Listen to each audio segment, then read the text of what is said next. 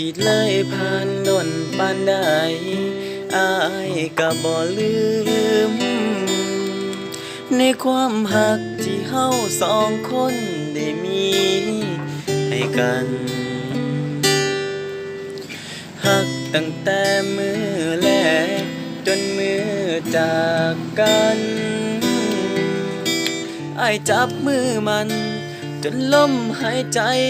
สุดท้ายอยากบอกว่าฮักอายฮักเจ้าแฮงสิบ่มีไผมาแทนที่หัวใจน้องได้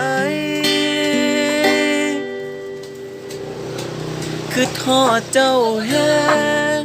ปานหัวใจของอายสิขาดเมื่อคนที่หักจากไปบอกกลับคืนมาคือทอดเจ้าแหงผู้บ่ใจมีน้ำตาหากมีชาติหน้า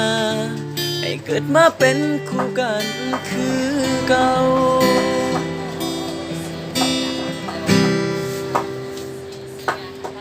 ได้เกิดมาพอกันก็ดีสำใดได้รู้จักใส่คำว่าฮักได้เป็นคู่ใจ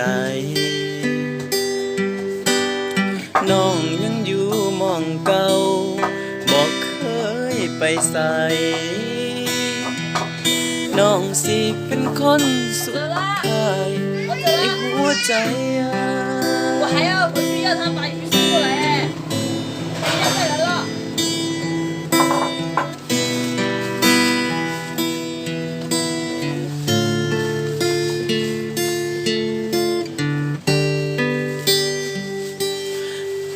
อยากบอกว่าฮัก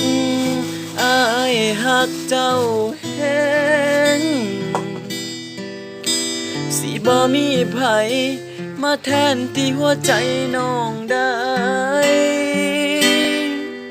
คือทอดเจ้าแหงปานหัวใจของอายสิขาดเมื่อคนที่หักจากไปบอกกลับคืนมาคือทอดเจ้าแหงหูบ่ใจมีน้ำตา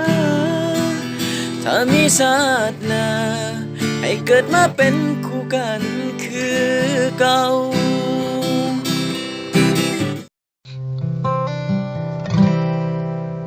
สิเลยผ่านดนสำใด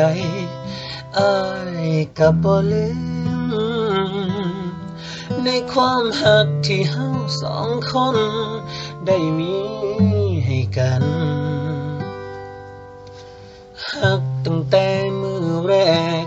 จนมือจากกันอายจับมือมันจนลมหายใจสุดท้ายอยากบอกว่าฮัก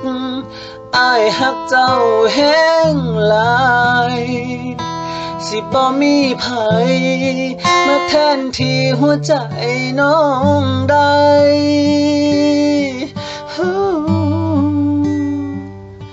คิดทอดเจ้าแห้ง